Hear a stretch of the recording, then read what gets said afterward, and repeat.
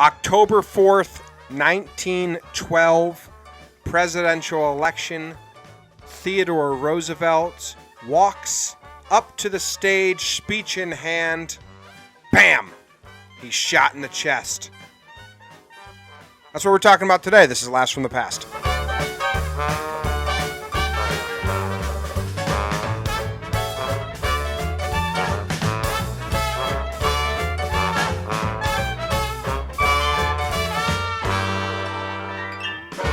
What's up, everybody? Thank you for joining. This is Laughs from the Past, a podcast where I, Jimmy, tell a history story to my friend, Jake.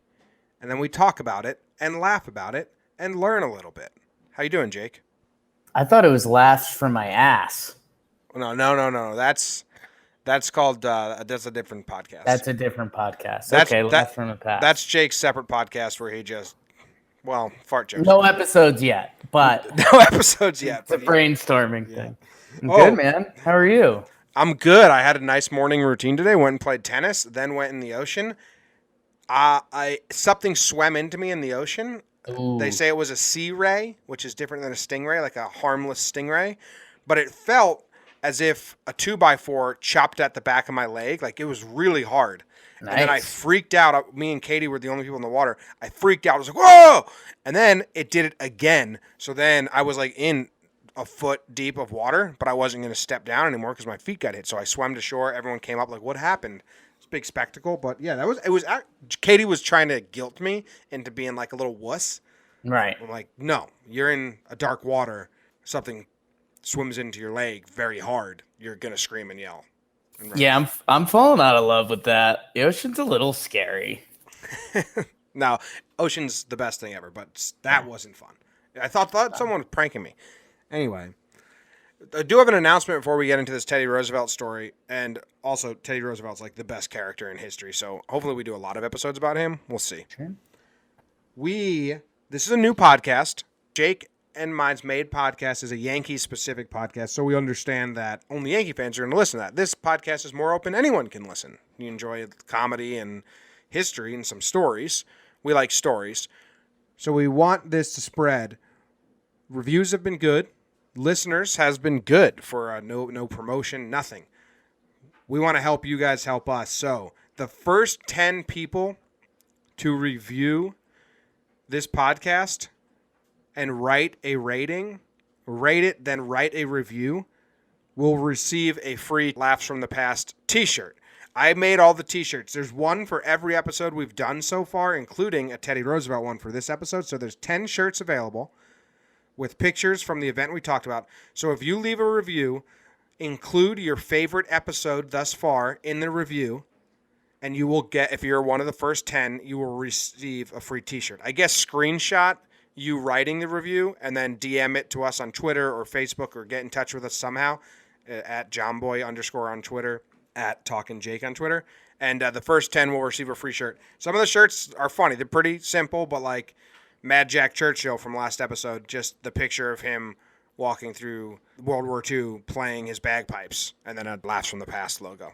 If you're like, I don't know which episode was my favorite, then go look at all the shirts and decide which shirt you want. But be quick, because only the first 10 are going to get it. TalkinYanks.com is where you can find all the sample shirts. TalkinYanks.com. Then click store. There will be a lot of Yankee shirts. There will be some Laughs from the Past shirts as well if you just scroll down to the bottom of the page. Wow.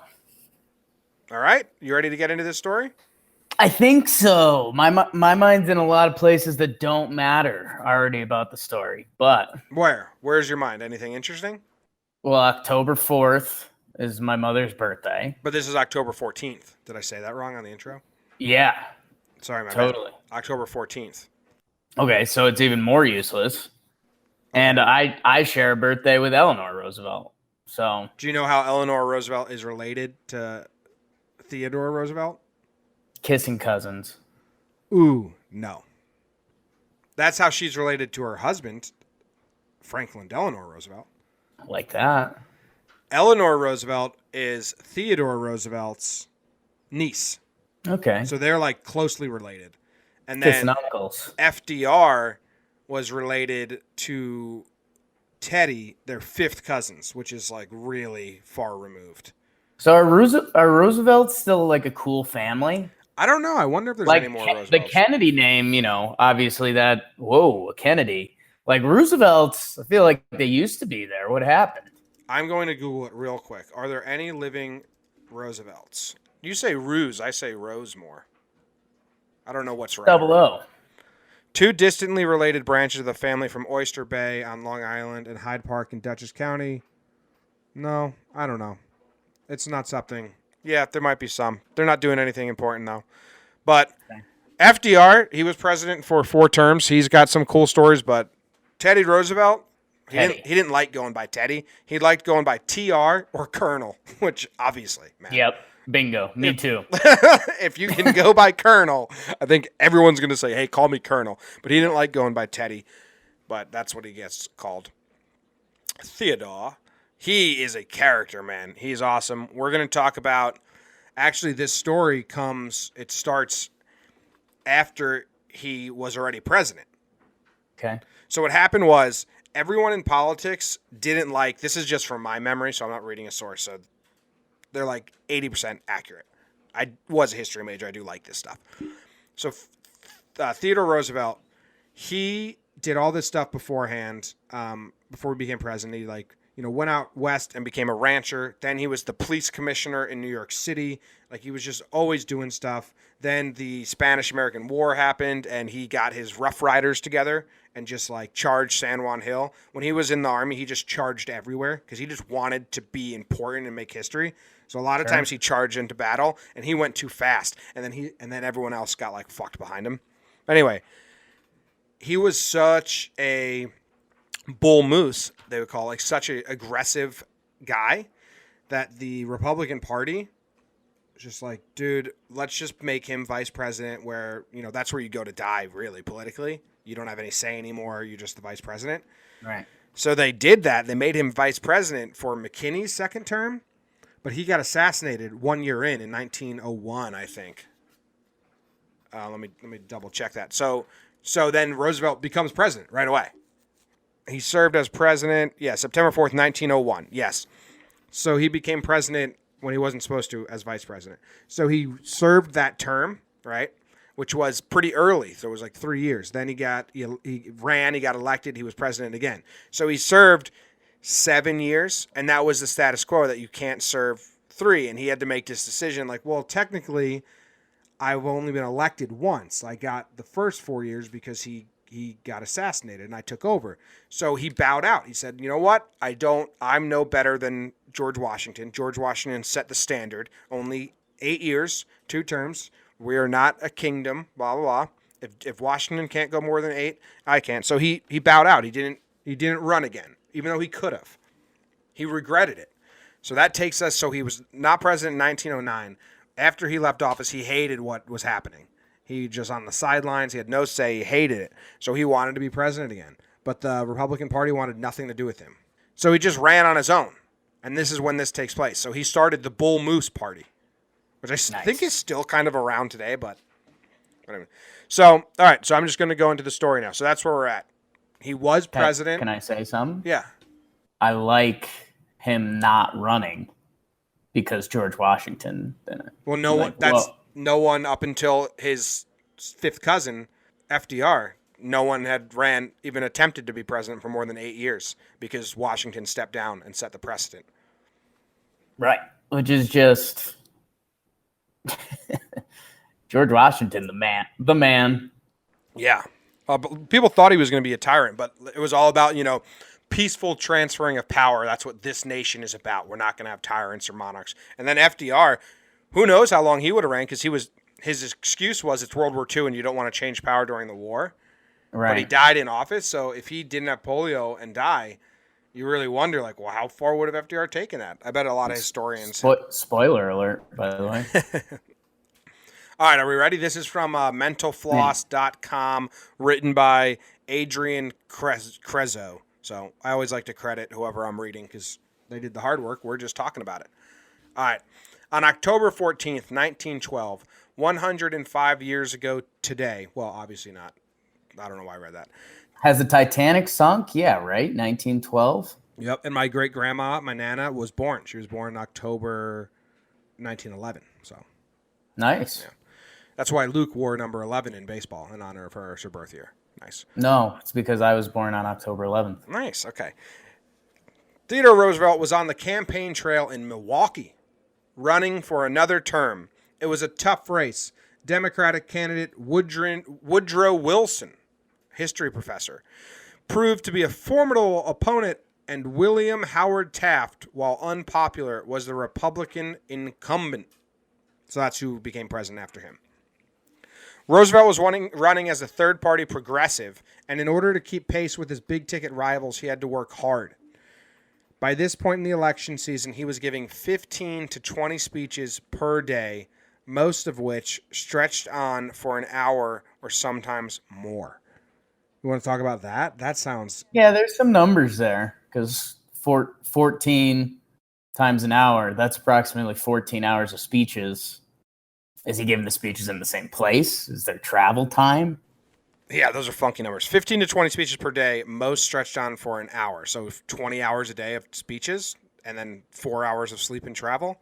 Oh, yeah, that's like, you look at that and you're like, oh, yeah, that was Teddy Roosevelt. But, like, I think, it was probably like 10 speeches a day was like his max.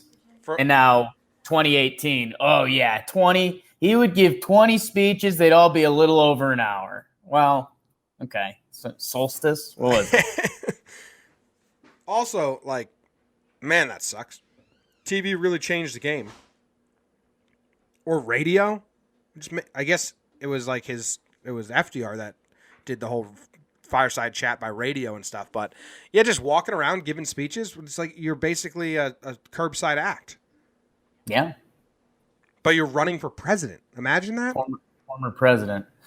Yeah, I think the other thing, I mean, again, 1912, there's nothing going on. So, like, if Teddy Roosevelt says, hey, he's speaking at the town hall on this date at this time, like, you're going. No, hey, the former it's not president's like, talking. No, I'm playing cards with the guys. No. President's talking. You're going to see the president, yeah. Okay.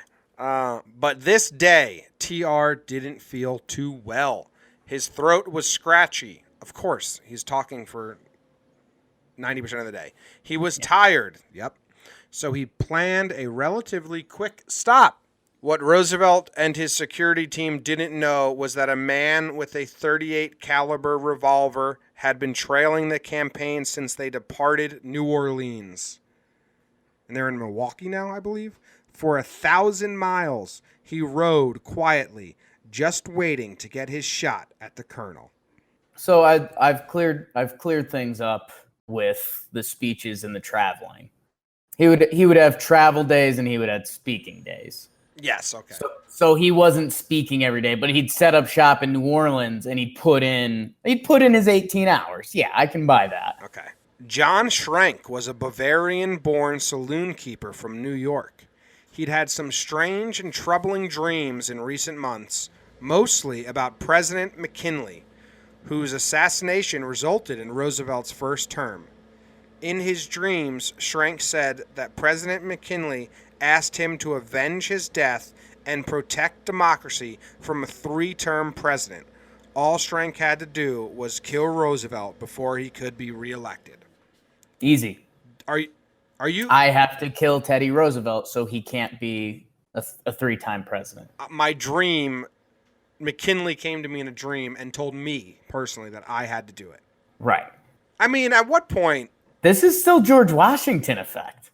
Yeah. The guy in the barbershop, the Bavarian cream, that guy, he's doing it for George Washington too. This country can't have 3-time president.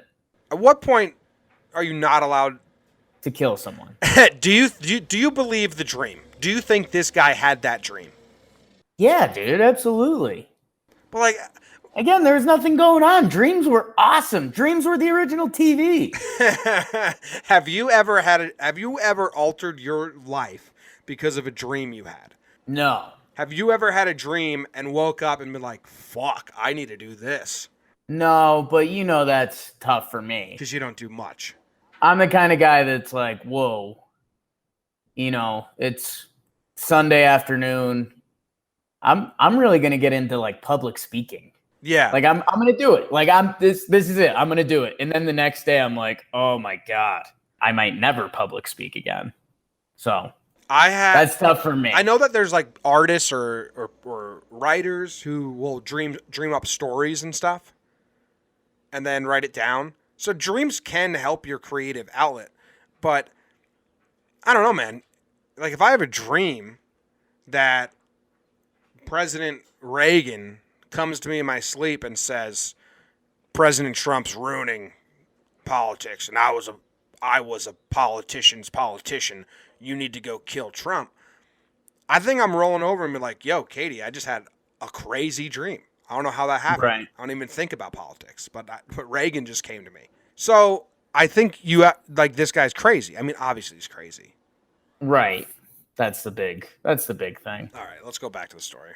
Also, I don't want to shots fired at the people of 1912, but I don't know. The average person's a little less educated. You have a dream where a president comes and talks to you and says, you have to stop this. It's kind of powerful stuff. You think like, oh, I must mean something. I'm telling you, like, again, if you're listening and you're from 1912, I do not mean to offend you, but the people weren't as sharp. And like, I don't know. I could see that being pretty impactful. Like, picture your life. You own a barber saloon in New York or wherever that Bavarian man is from. Times aren't great. You're probably eating sardines and stuff. We've talked about this. You go to bed one night. You have a dream where the president tells you you have to kill this other president and it's for the greater good. I think you do. It's probably, if it happens once, you're like, whoa, okay. That was different. Back to the saloon. If that happens regularly, I think you're like, okay, I guess I have to. My hands are tied. Yeah, you got to see these dreams. If you went back in time to like not way back in time, but like Industrial Revolution times, where like it's still like civilization in America, the most frustrating thing to have to deal with would be that like logic. People are like, what would you invent so you get rich? Like, I don't know, man. I don't know how anything that I use day to day works. So I can't invent a phone. Can't invent a TV. I don't understand them. Can't invent flight. I don't understand it. So I don't even think I'd be able to get rich. I just invest. Like, oh, great. They just invented planes. I'm going to invest in those. Those are going to be huge. But the day to day, someone says like, yo, I had this dream. What do you think that means? I'm like, fucking means nothing, man. It's a dream. Yeah. Or just like how serious everything was. I'm the prototypical, if I like know I'm going back, like it's pretty much sports betting or bust for me. Well, you're a huge Back to the Future 2 fan. Well, yeah. And like, just like you said, I don't have like a pertinent skill. I can't be like, well, this is a computer. Like, no, I couldn't do that right now. Yeah, that's what I'm saying. All right, back to the story. Roosevelt stood in the seat of his automobile to wave at the crowds, and Schrank, who was standing in the front row of the crowd, had his shot. He took aim, point blank, right at Roosevelt's head. Then three things happened at the same time. A bystander hit Schrank's arm. You can't be like a professional assassin, travel 1,000 miles to go kill President Roosevelt, and then let a bystander hit your arm, which gets in the way of your shot. Like, you can't do that. Anyway, the second thing that happened was Roosevelt's security detail spotted the gun and leapt from the car. Schrank pulled the trigger.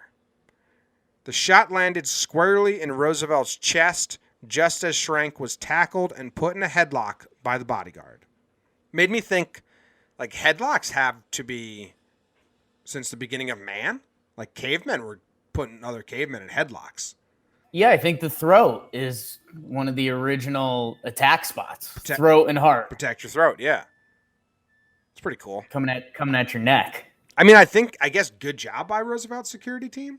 Kinda. You also wonder, like, to get into wherever Teddy Roosevelt was speaking, was there No, just there was no security. It just seems like it was the street. Yeah. Yeah.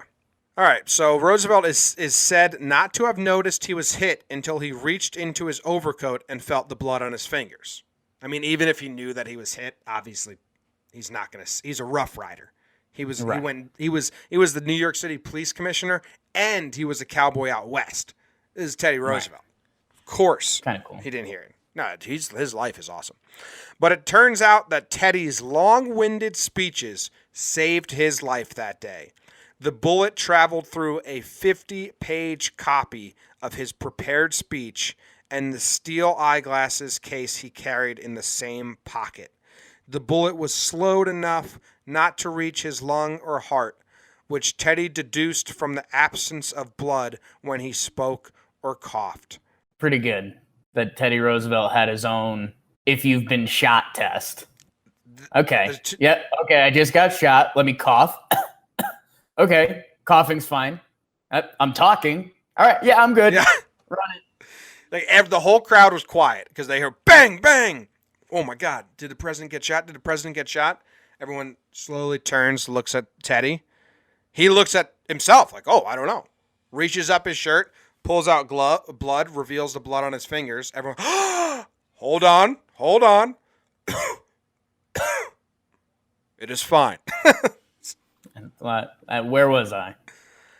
What's your get shot move? I mean, realistically, just cower, fetal position. Yeah, I don't know if it's the breath test, but you take like 5 seconds to be like, am I dying or am I hurt? I think I'm closer to calling like family and friends than 911. I don't know. My dad always does that, like where he tries to leave us a voicemail. He's like, what if it was an emergency? Because we always say, we don't listen to voicemails, Dad. He's like, what if it was an emergency? Well, call 911 then, because why would you call me if it's an emergency? Yeah, no Like skills. If you call me, Jake, and say, hey, I just got shot. Yeah. Hang up, call 911, dude.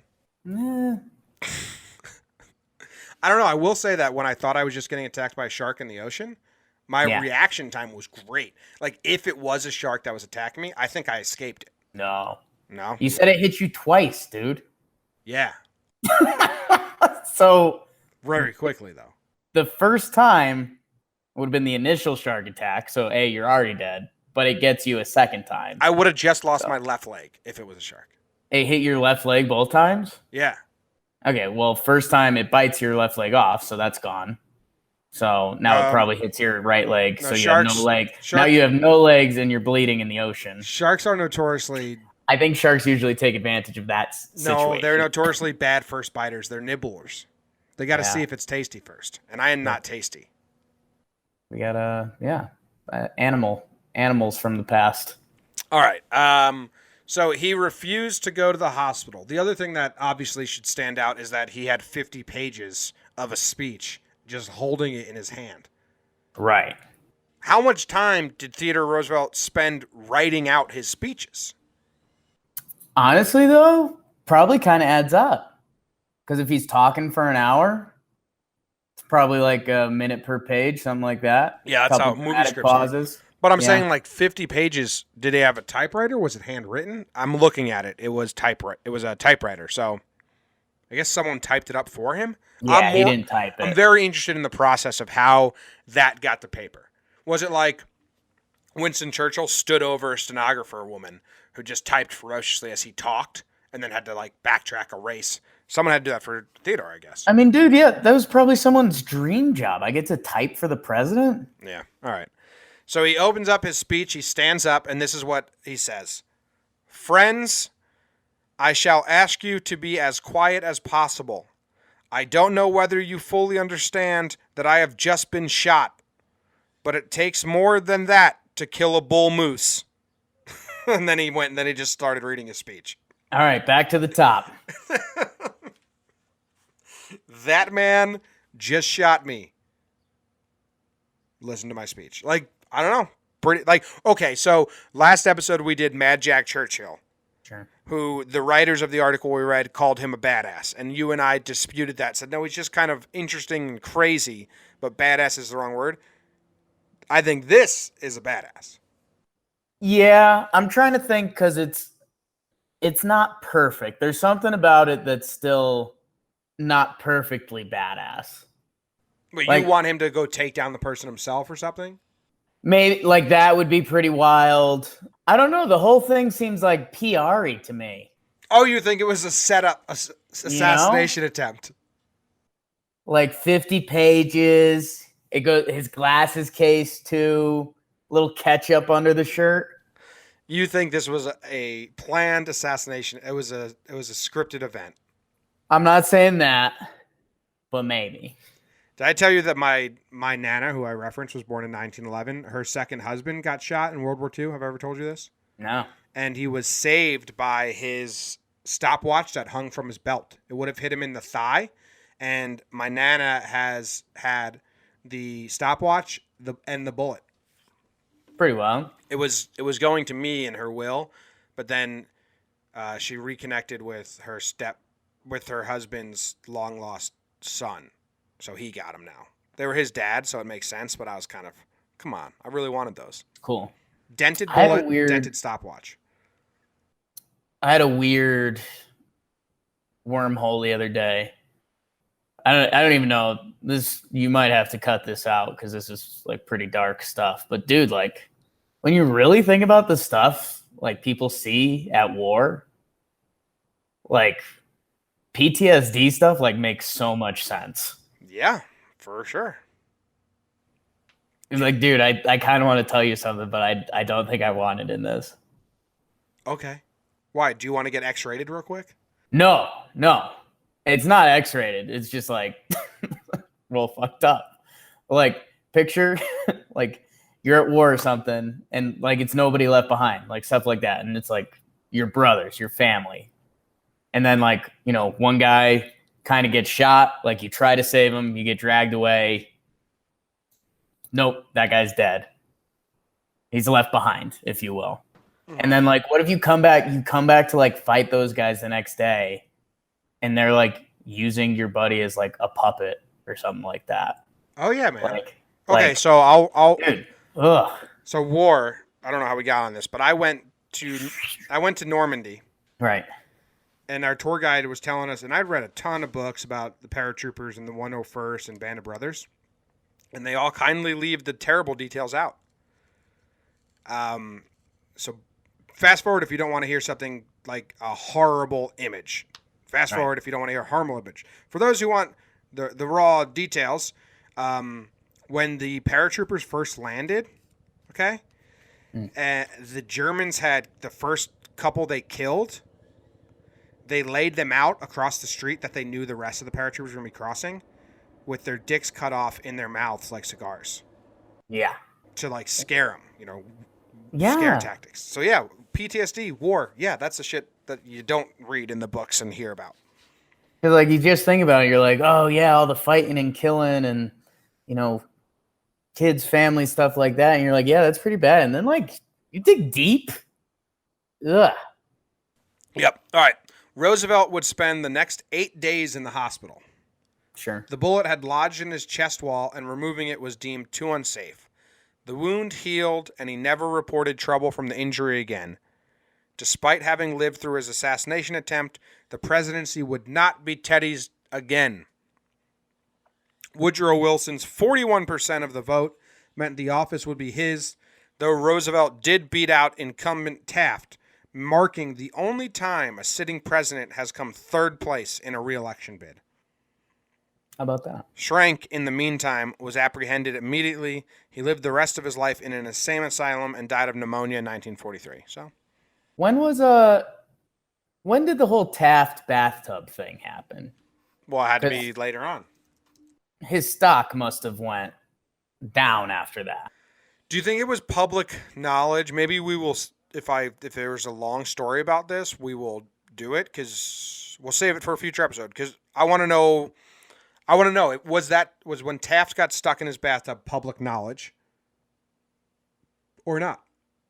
Because if it's public knowledge, you're right. His stock had to plummet. You cannot vote for a man who gets stuck in his bathtub. Like, dude, yeah, think we're talking like all these guys from history. Teddy Roosevelt, he got shot, Rough Rider, blah, blah, blah. Like, oh, Taft he got stuck in the tub. I mean, Taft had to be pretty bad to.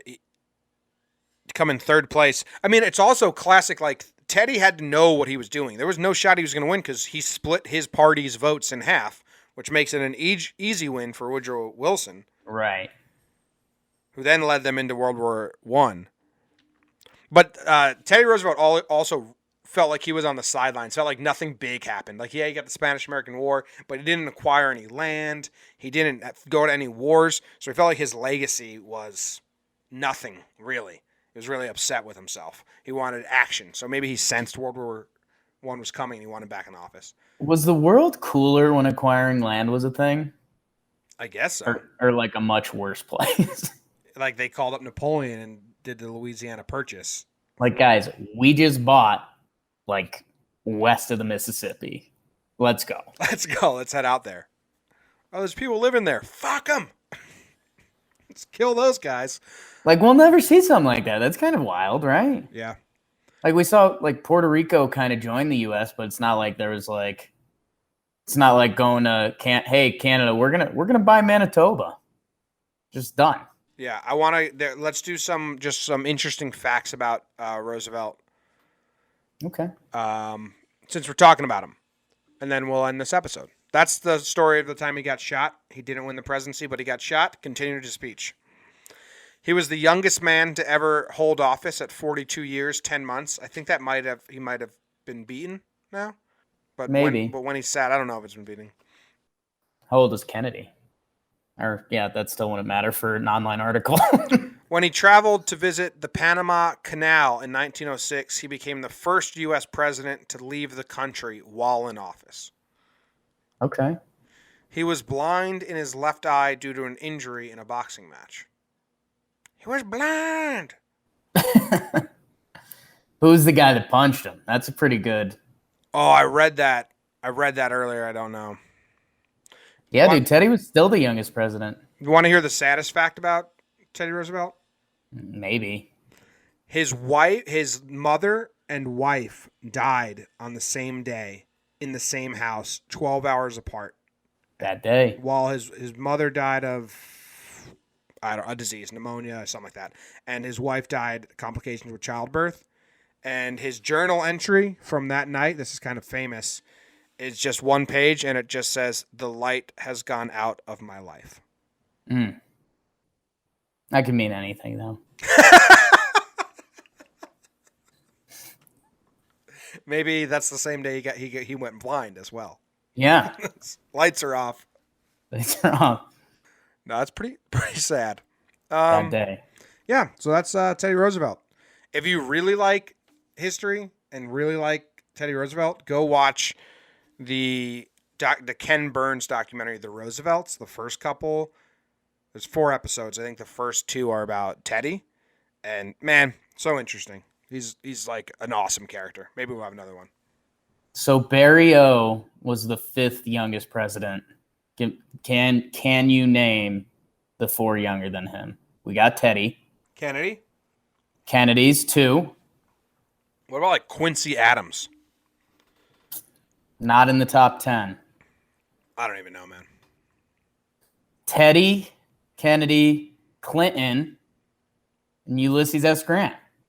Ooh, wow. War hero, Ulysses S. Grant. Look at that. How old was Grant? Generals gather in their masses. He was 46 years and 236 days, approximately. What's the average age of like a president, do you think, when they become? Well, dude, this is, and again, I just I googled youngest president, so I'm not on the best website ever, but dude, they said Trump's the oldest to take office at 70, so kind of wild. Trump's 70? Yeah. Wow. Yeah. List of presidents by age. That's what we want, but I don't know. Okay, here we go. Teddy Roosevelt, 42 years old. John F. Kennedy, 43. Bill Clinton, 46. Grant, 46. Obama, 47. Cleveland, 47. So it's around 50. Probably like 56. Ronald Reagan was 69. I bet. How old do you think? Youngest first lady ever. Ooh. I like that. This is kind of cool. I like that. Right? I like that question a lot. But I have no idea. I only can name like 3 youngest ladies. Yeah. I would guess it's someone back in the day. It is. I'll give you because they were just marrying. 1886, if that helps you give a guess. 1886. I feel like that's the boring part of like presidents, like Polk and Taylor and all them. I don't know. Cleveland. Well, Bing, actually, bing, bing. Oh, it's Cleveland? Yeah. Wow. Frances Folsom Cleveland was 21. Do you think she was a looker? Oh, yeah. And I think she married into the White House. I think he started single, and then she was like, oh, you're the president. Because isn't Cleveland another fat president? Or am I dreaming that? No, he's got a walrus mustache, though. Like it hangs over his lip. I am the big man. Cleveland's also the only president that he was president, and then he wasn't president, and then he was president again, which was what Roosevelt was trying to do. Right. Grover Cleveland wife. Sure, I'll look this up. Yeah. Okay, well, it's hard to say if she's attractive in a black and white photo. I think in her time she was solid. Yeah. Not bad. I mean, it's one photo of her. Oh, in her later years, it looks like she went a little crazy. Been there. All right, so that is the end of the Teddy Roosevelt got shot and war is terrible episode. Make sure you go to the podcast app, leave a rating, 5 stars, and a review, and tell us which shirt you like the best. The Teddy Roosevelt shirt's actually pretty good. What other episodes have we done? This is what you have to choose from, okay? If you want a shirt, you're going to leave a review. The 4 Pests campaign. China episode when they killed all the birds. That shirt, I don't know. It might get you some looks because it's a little kid holding a string of dead birds. Mike the Durable Malloy, mugshot of the guy who killed him on the shirt. Dancing Plague of 1518. That was a fun episode. That shirt is just a bunch of people dancing. Sacred Band of Thebes is the statue they posted. The statue they made in honor of the gay Thebes. Abe Lincoln and the Troll finds himself in a duel. That was a fun episode. That's a newspaper drawing of the duel. Ghost Army of World War II. I think this might be my favorite shirt because it's of the unit holding the fake tank. They're just like carrying a tank. Right. Shortest war in history. The Zanzibar. It's kind of an interesting shirt. Men's marathon. Oh, our boy Felix just standing at the starting line is cut off. That's a good shirt. And then Mad Jack Churchill. That shirt. And then Teddy Roosevelt. So first 10 people to leave a review, tell us your favorite episode, we will send you your shirt of that episode. We're trying to up the reviews so more people know this is a real podcast that happens every Tuesday. All right, thank you guys, and see you later. Thank you, flies.